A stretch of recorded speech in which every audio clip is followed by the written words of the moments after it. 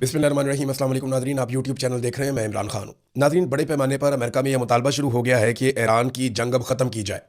उसकी चंद वजूहात हैं। एक तो ये है कि डोनाल्ड ट्रंप ने जो मुहासरा कर लिया है वो काफ़ी महंगा पड़ेगा अमेरिका को, और अगर ये स्टैंड स्टिल पोजीशन रहती है तो अमेरिका का खर्चा बहुत ज़्यादा बढ़ता चला जाएगा। अब ये खर्चा पूरा कहाँ से करना है?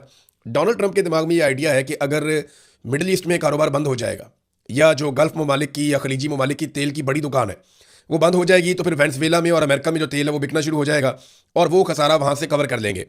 अमेरिकन को इस आइडिया के ऊपर पूरी तरह से एतबार नहीं है। वजह यह है कि अमेरिका दुनिया में बहुत दूर है, अपना तेल बेचना है तो आपको अपनी मार्केटिंग करनी चाहिए। दूसरी जगह पे प्रॉब्लम क्रिएट करके आप अपने इत्तेहादियों को नाराज़ करेंगे और अमेरिका दुनिया में तनहा होता चला जाएगा। जंगबंदी के लिए कैलिफोर्निया के गवर्नर ने भी एक स्टेटमेंट दिया, उन्होंने कहा फौरी तौर पर जंग बंद की जाए। इसके अलावा जो है वो आपको पता है न्यूयॉर्क का मेयर है वो पहले ही खिलाफ है। फिर डेमोक्रेट जो सेनेटर हैं चक शूमर, उन्होंने भी मुतालबा किया है। यके बाद दीगरे मुतालबात सामने आ रहे हैं। अमरीकी मीडिया इस जंग और जंग के नतीजे में होने वाले नुकसानात को ना सिर्फ बता रहा है बल्कि इस जंग की मुखालफत कर रहा है। एक और चीज़, ये जो मुहासरा अब डोनाल्ड ट्रंप ने किया ना, ये तका देने वाला मुहासरा होगा। और इतने बड़े पैमाने पर फौज को मिडल ईस्ट के अंदर रखना, फिर उनको वहाँ पे एक्टिव रखना, फिर मुहासरे को जारी रखना, और फिर बड़ी बड़ी आलमी ताकतों के मफादात से टकराते रहना, ये अमेरिका के मफाद में कभी नहीं होगा। फिर डोनाल्ड ट्रंप ने एक और बात की कि अगर आबनाए हुर्मुज़ खुल भी जाती है तो 6 महीने हमें लग जाएंगे उसको क्लियर करते हुए, क्योंकि अमेरिका ये समझता है वहाँ पे बारूदी सुरंगें। अब ये 6 महीने का टाइम भी वो इसलिए कर रहे हैं कि दुनिया में जितने भी बड़े बड़े ऑयल टैंकर्स हैं वो अब खलीजी ममालिक की तरफ जाने की बजाय खौफ की वजह से कि यहाँ पे हमारे टैंकर तबाह हो सकते हैं, वो अमेरिका की तरफ जाएं। वो वेनेजुएला से और अमेरिका से तेल लें जहाँ पे अमरीकी कंपनियाँ काम कर रही हैं, और इससे अमेरिका पैसा बनाए। डोनाल्ड ट्रंप एक मरतबा फिर अपनी दी हुई डेडलाइन से भाग गए। और देखें, कल मैंने आपको ये खबर दी थी अपने पिछले वीलॉग में, जो सुबह आपने वीलॉग सुना उसमें मैंने आपको ये बताया था कि इसराइली चैनल 12 ने यह दावा किया कि इसराइल को अमेरिका ने यह बताया है, या व्हाइट हाउस ने यह आगाह किया है कि डोनाल्ड ट्रंप 3 से 5 दिन तक देखेंगे और एतवार तक की एक डेडलाइन है। लेकिन अभी डोनाल्ड ट्रंप ने कहा जी कोई डेडलाइन नहीं है, क्योंकि डोनाल्ड ट्रंप को एक बात समझ आ गई है गुज़िश्ता 24 घंटों में कि ईरान किसी किस्म की लचक नहीं दिखा रहा। इस हवाले से ईरानी सदर का एक स्टेटमेंट भी है, वो स्टेटमेंट भी आपके सामने रख देता हूँ कि वो किस तरीके से इन चीज़ों को देख रहे हैं और कैसे सख्त बयानात इस माहौल में भी दे रहे हैं। उनके वज़ीर ख़ारजा का स्टेटमेंट है, उनके मुज़ाकराती कमेटी के हेड कालीबाफ उनका भी स्टेटमेंट है, लेकिन सदर का स्टेटमेंट इस वक्त सबसे ज़्यादा इंपॉर्टेंट है। तो डोनाल्ड ट्रंप ने डेडलाइन फिर खत्म कर दी। उनको आइडिया है कि डेडलाइन जब खत्म होती है तो मेरी बहुत बेइज्जती होती है, क्योंकि देखें ना, एक डेडलाइन दी डोनाल्ड ट्रंप ने 2 दिन की, फिर एक और डेडलाइन दी 5 दिन की, 6 दिन की, फिर एक और डेडलाइन दी 2 हफ्ते की, फिर एक और डेडलाइन दी जनाब कि मैं मजीद डेडलाइन दे रहा हूँ, और अब जनाब डोनाल्ड ट्रंप ने फिर खुद से एक और डेडलाइन दे दी है कि जनाब मुझे तो पाकिस्तान ने कहा था तो मैंने ये डेडलाइन दे दी है। तो पाकिस्तान का क्या है? शहबाज शरीफ का तो आप लोग सब जानते हैं, उनको डोनाल्ड ट्रंप कहता रहेगा और वो रिक्वेस्ट करते रहेंगे और डोनाल्ड ट्रंप डेडलाइन बढ़ाता जाएगा। ना इससे ईरान के ऊपर कोई फर्क पड़ेगा, ना दुनिया के ऊपर कोई फर्क पड़ेगा, ना इससे जंगबंदी होगी। बहरहाल डोनाल्ड ट्रंप ने कहा 3 या 5 दिन की बातें गलत है, कोई डेडलाइन मेरी तरफ से नहीं है, ताकि जो 3 या 5 दिन के बाद शर्मिंदगी होनी है वो शर्मिंदगी से पहले ही बचा जा सके। अमेरिका के अंदर इख्तलाफात बढ़ते चले जा रहे हैं। अमरीकी नेवी के वजीर जो हैं वो मुस्ताफ़ी हो गए हैं। ये अब छोटी चीज़ें नहीं है, लगातार ऐसा हो रहा है अमेरिका में। अमरीकी नेवी के वजीर अचानक अपने ओहदे से मुस्ताफ़ी हो गए, और ये सिर्फ नेवी के वजीर नहीं है बल्कि बहुत बड़ी तादाद में अमरीकी फ़ौज की कमांड भी इनके पास है। ये जिम्मेदार हैं अमरीकी फोर्सेस के लिए, उनकी नेवी के लिए, उनके सील्स के लिए, और इन्होंने अचानक से जनाब इस्तीफ़ा दे दिया। इससे पहले भी 1-2 बड़े इस्तीफ़े आ चुके हैं। तो डोनाल्ड ट्रंप के ऊपर दबाव इन चीज़ों से बढ़ रहा है, क्योंकि इस वक्त नेवी का इस्तेमाल किया जा रहा है। ऐसे माहौल में अमरीकी नेवी के वजीर का इस्तीफ़ा आ जाना, इससे पहले आर्मी चीफ को फारिग कर दिया जाना, और मुख्तलिफ इस तरह की चीज़ें जो वो ये बता रही हैं कि ईरान में इख्तलाफात उससे शदीद नौयत के नहीं हैं, हालांकि उनके ऊपर बहुत तबाही हुई है, जितने शदीद नौयत के इख्तलाफात जो हैं वो अमेरिका में पैदा हो चुके हैं। ईरानी सदर का स्टेटमेंट मैं आपको बता रहा था। ईरानी सदर ने कहा है जी कि हकीकी मुज़ाकरात में बुनियादी रुकावटें वादों की खिलाफ वर्जी है, नाकाबंदी और धमकियाँ हैं।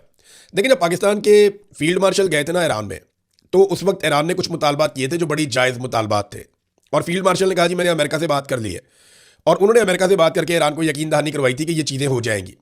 जबकि अमेरिका ने जो मुतालबात किए थे उस पर फील्ड मार्शल ने, ईरान ने जो जो चीज़ें तस्लीम की वो अमेरिका को बता दी थी। अब उस बुनियाद पे मुज़ाकरात शुरू होने थे, पहले वीकेंड पे, फिर मंडे को, फिर ट्यूसडे को बताया गया कि ये मुज़ाकरात इस्लामाबाद में होने जा रहे हैं, जो अभी तक मुज़ाकरात शुरू नहीं हो पाए। तो फील्ड मार्शल ने जो चीज़ें ईरान को बताई वो पूरी नहीं हुई। अब यहाँ पे एक बदएतमादी पैदा हो गई है। अमेरिकन कहते हैं कि हम ये चीज़ें कभी मानते ही नहीं है। अब बीच में कुछ ऐसे लोग हैं जो ये प्रोपेगेंडा भी कर रहे हैं कि फील्ड मार्शल ने ईरान के साथ गलत बयानी की, या उन्हें वो चीज़ें बताई जो अमेरिकन ने उन्हें नहीं बताई थी। लेकिन मेरा नहीं ख्याल कि ऐसा होगा, इस लेवल के ऊपर इस तरह किया नहीं जा सकता। ये डोनाल्ड ट्रंप एक दिन में 4-4, 6-6 बयानात बदल लेता है, तो उससे आप कुछ भी तवक्को कर सकते हैं। मिसाल के तौर पर वो जो ख़वातीन वाला मामला डोनाल्ड ट्रंप ने उठाया था वो बहुत अजीबोगरीब मामला है। यानी ये अब तो उनकी अदलिया का भी स्टेटमेंट आ गया। जो ईरान की अदलिया है वहाँ से भी स्टेटमेंट आ गया है इस मामले को लेकर। यानी 8 खवातीन पे डोनाल्ड ट्रंप ने कहा जी कि पहले उन्हें फांसी होने वाली है और उन्हें लटकाया जाने वाला है। खवातीन की उन्होंने तस्वीरें भी लगा दी। उन खवातीन को कोई जानता भी नहीं है। हम ढूंढ ढूंढ के थक गए, कोई केस चल रहा हो इस शक्ल की खातून के ऊपर या कोई इस तरह का मामला हो, कुछ मिला ही नहीं। फिर ट्रंप ने कहा जी मेरी दरखास्त है कि ईरान इनको फांसी पे ना लगाए, और बाद में ट्रंप ने खुद ही कह दिया जी आज रात को इन 8 खवातीन को फांसी होनी थी, जो फांसी मेरे कहने पर ईरान ने मुलतवी कर दी है, और उनमें से 4 खवातीन को अभी छोड़ दिया जाएगा और बाकी 4 खवातीन को 1 महीने के बाद छोड़ दिया जाएगा। मैं जनाब ईरान का बड़ा एहतराम करता हूं कि उन्होंने मेरा एहतराम किया और मैं इस बात को याद रखूंगा। इस किस्म की बातें डोनाल्ड ट्रंप ने कर दी। अब ईरानी अदलिया पे ये मामला आया तो ईरानी अदलिया ने 8 खवातीन की सजाए मौत से मुतालिक ट्रंप के दावे को झूठा करार दे दिया। ईरानी मीडिया ने ईरानी अदलिया का हवाला देते हुए बताया कि मैदान में ट्रंप के खाली हाथों ने उन्हें झूठी खबरों का और उनसे कामयाबियां घड़ने पर मजबूर कर दिया है। जिन खवातीन की बात डोनाल्ड ट्रंप कर रहे हैं इनको कभी सजाए मौत सुनाई ही नहीं गई। अमरीकी सदर ने इन 8 खवातीन से मुताल्लिक गुज़िश्ता रोज़ भी झूठा बयान दिया था। आज ट्रंप ने कहा कि इनके मुतालबे पर ईरान में इन खवातीन को फांसी की सज़ा मनसूख कर दी गई है। ईरानी मीडिया के मुताबिक गुज़िश्ता रोज़ ट्रंप ने बयान दिया था कि अमन मुज़ाकरात से पहले ईरान इन खवातीन को रिहा करे। अच्छा, ये तो डोनाल्ड ट्रंप ने अपने ट्रुथ सोशल पे ही कहा था और ये सारा रिकॉर्ड का हिस्सा है।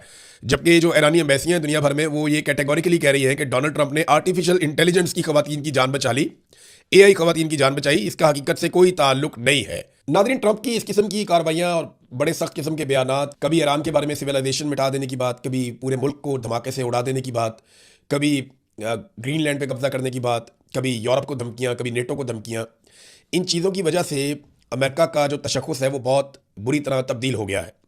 मिसाल के तौर पे ये यूरोप से एक सर्वे आया है और यूरोपीय अवाम ने अमेरिका को चीन से बड़ा खतरा करार दे दिया है। अब ये कैसे हो गया?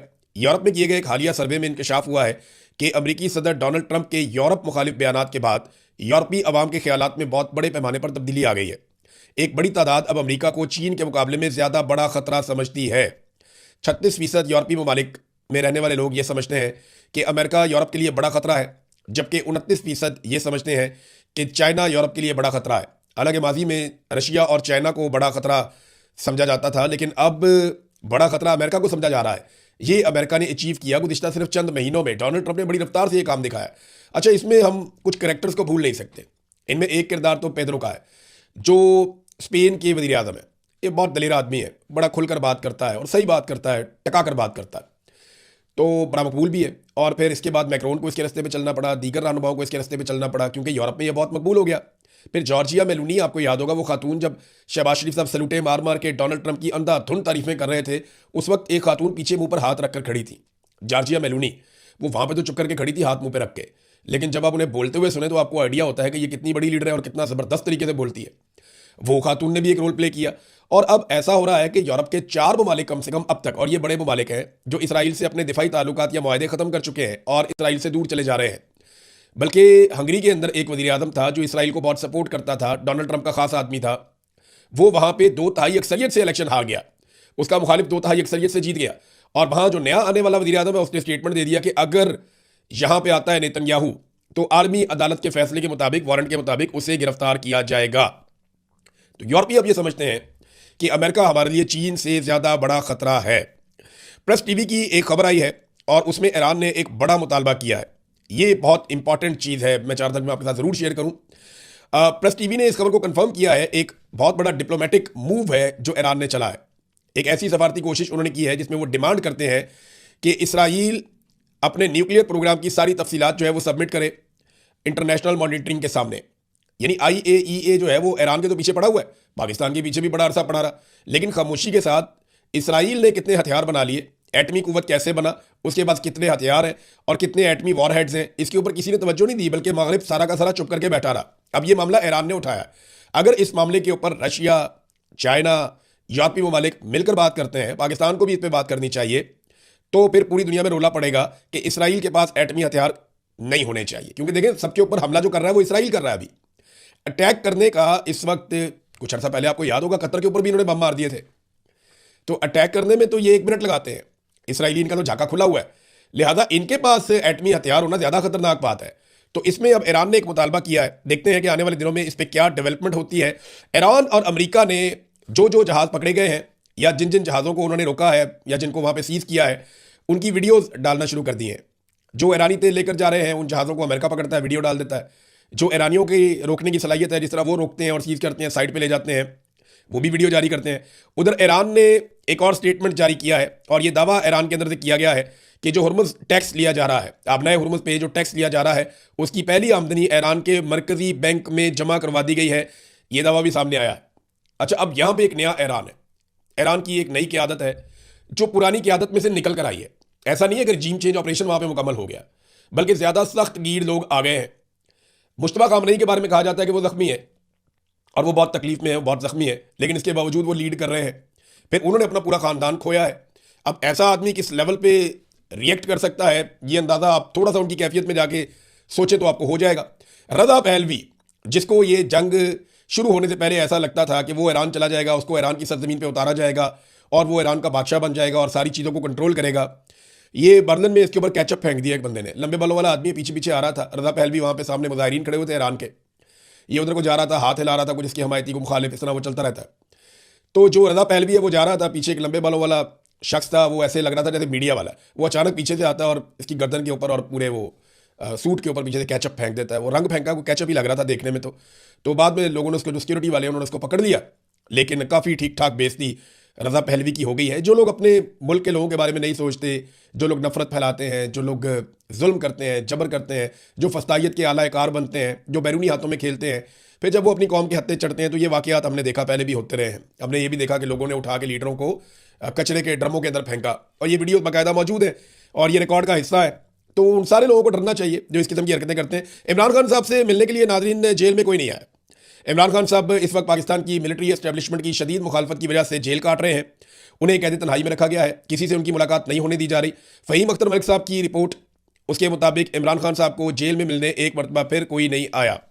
जो नाम दिए गए थे 6 नाम, उनमें सेनेटर फलकनाज चित्राली, फजल इलाही, एहतशाम खान, सरदार गुलाम अली असगर खान लहरी और सैयद नसीबुल्ला आगा और चौधरी जावेद अख्तर गुज्जर के नाम शामिल थे। और कोई भी पार्टी रहनुमा मुलाकात के लिए जेल नहीं पहुंचा। 2.5 साल के दौरान ये तीसरी मरतबा है कि इमरान खान से मुलाकात के लिए कोई रहनुमा अडयाला जेल नहीं आया, जबकि गुज़िश्ता जुमेरात को भी कोई रहनुमा मुलाकात के लिए अडयाला जेल नहीं पहुंचा था। ये है नाजरीन इमरान खान साहब से मिलने वाले और उनकी पार्टी की सूरत हाल। अब जरा मैं आपको एक, नाजरीन मैंने वीलॉग करना है और पूरा वीलॉग इस चीज़ के ऊपर होगा कि क्या पाकिस्तान के जो हालात ख़राब हैं आज, उसके लिए यूट्यूबर जिम्मेदार है। ये हर चौथे दिन कोई ना कोई नमूना उठा के खड़ा कर देते हैं, जो आकर कह देता है जनाब यूट्यूबर ने ये कर दिया, सोशल मीडिया ने ये कर दिया, सोशल मीडिया ने पाकिस्तान बर्बाद कर दिया। आज जो कुछ भी इमरान खान के साथ या पाकिस्तान के साथ हो रहा है उसके लिए रिस्पॉन्सिबल सोशल मीडिया है। एक अलग वीलॉग करता हूँ, वो वीलॉग आप देखिएगा, आपको हर सवाल का जवाब ना सिर्फ मिलेगा बल्कि आपको एक रेडीमेड रैप्टा मिल जाएगा, चपेड़। जो भी आज के बाद ये बात करे तो आपने उसके रख के मारनी है कि जनाब ये क्या बकवास है आप डाल रहे हैं इनके ऊपर। मैं इसके ऊपर पूरा एक वीलॉग करूंगा, सारे हकायक आपके सामने रखूंगा, इस प्रोपेगेंडा का तोड़ मैं आपके सामने रखूंगा। लेकिन इससे पहले नाजरीन मैं छोटी छोटी 3-4 खबरें हैं आपके सामने रखूंगा पाकिस्तान के ऊपर किस तरीके से एहसान किया गया, और ये नवाज शरीफ ने और शहबाज शरीफ ने और मिलिट्री एस्टेब्लिशमेंट ने मिलकर किया। इसमें जरदारी साहब या पीपल्स पार्टी ने भी अपना हिस्सा डाला है। जिन लोगों ने मुफ्त बिजली देनी थी, जरा बिजली की सूरत हाल आप चेक करें। ये एक बिल मैं आपके सामने रख रहा हूं, ये 36 यूनिट का बिल है। ये आप यूनिट जाके पढ़ लें, इसके ऊपर 36 यूनिट लिखे हुए हैं। और ये बिल जो है ये 4,382 रुपये है। 4,382 रुपये को अगर आप 36 पर तकसीम करें तो फी यूनिट जो बिजली का बिल बनता है वो 120 रुपये से ज़ायद। आप अंदाज़ा करें 120 रुपये का यूनिट पड़ रहा है आम आदमी को जिसने 100 यूनिट भी इस्तेमाल नहीं किए। यानी आप 36 यूनिट इस्तेमाल करें, आपको 120 रुपये से महंगा यूनिट पड़ गया। एक और बिल दिखाते हैं आपको। मरियम नवाज ने मुफ्त बिजली देनी थी ना, अब आप ये चेक करें। ये अप्रैल का बिल है, 168 यूनिट का बिल है, 168 यूनिट, 200 यूनिट भी पूरे नहीं हुए। मरियम नवाज ने 300 यूनिट तक का बिल मुफ्त करना था, ये 168 यूनिट है। अच्छा जनाब, अब ये है जनाब 10,765 रुपये बिल आया। अब इसके अंदर 168 यूनिट इस्तेमाल हुए, बिजली की कीमत इसमें 6,035 रुपये है। इसके अंदर फिक्स चार्जेस डाल दिए 2,274 रुपये, फ्यूल प्राइस एडजस्टमेंट डाल दी 212 रुपये, एफसी सरचार्ज डाल दिया 542 रुपये, फिर टैरिफ एडजस्टमेंट डाल दिया 58 रुपये, जीएसटी डाल दिया 1,604 रुपये, टोटल फ्यूल एडजस्टमेंट डाल दी 250 रुपये और टोटल बिल बन गया 10,765 रुपये। ये 10,765 रुपये को अगर आप तकसीम कर दें 168 यूनिट के ऊपर, तो भी यहाँ पे जो यूनिट की कीमत बन रही है 64 रुपये बन रही है। आप अंदाजा करें कि 64 रुपये से 120 रुपये तक का यूनिट आम आदमी, और ये 200 यूनिट से कम वाले बिल हैं जो मैंने आपको दिखाए हैं, ये इन्होंने पाकिस्तान के साथ किया। और अब और क्या करने जा रहे हैं, सोलर एनर्जी।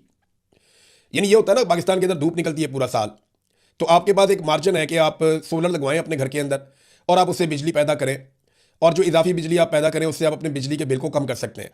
ये एक सहूलत है। हुकूमत ने माजी में कहा कि जो लोग अपने यहाँ सोलर लगाएंगे, क्योंकि धूप के ऊपर सूरज तो सबके लिए है ना, उसके ऊपर तो टैक्स नहीं लग सकता, तो माजी में हुकूमत ने कहा कि जो लोग सोलर लगाएंगे वो बिजली हुकूमत को बेच भी सकते हैं। वो मुआहदा पहले खराब कर दिया, और अब इन्होंने एक और काम कर दिया है।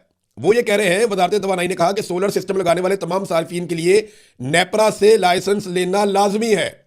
यानी अब अगर आपने अपने घर के ऊपर सोलर लगाना है, या अपने फार्म हाउस पे, या अपनी झोंपड़ी पे, या अपनी झुग्गी पे, किसी जगह पे भी अगर आपने अपना सोलर लगाना है, तो आपको पहले नेपरा से परमिशन लेनी पड़ेगी, और आपको एक नए टैक्स नेट में आना पड़ेगा ताकि आप हुकूमत को पैसा दें। और हुकूमत ये क्यों कर रही है पता है आपको? जब लोग सोलर से बिजली बनाएंगे तो फिर आईपीपीज की बिजली कौन खरीदेगा? और जब आईपीपीज की बिजली आप नहीं खरीदेंगे तो उनका जवाब खत्म हो जाएगा।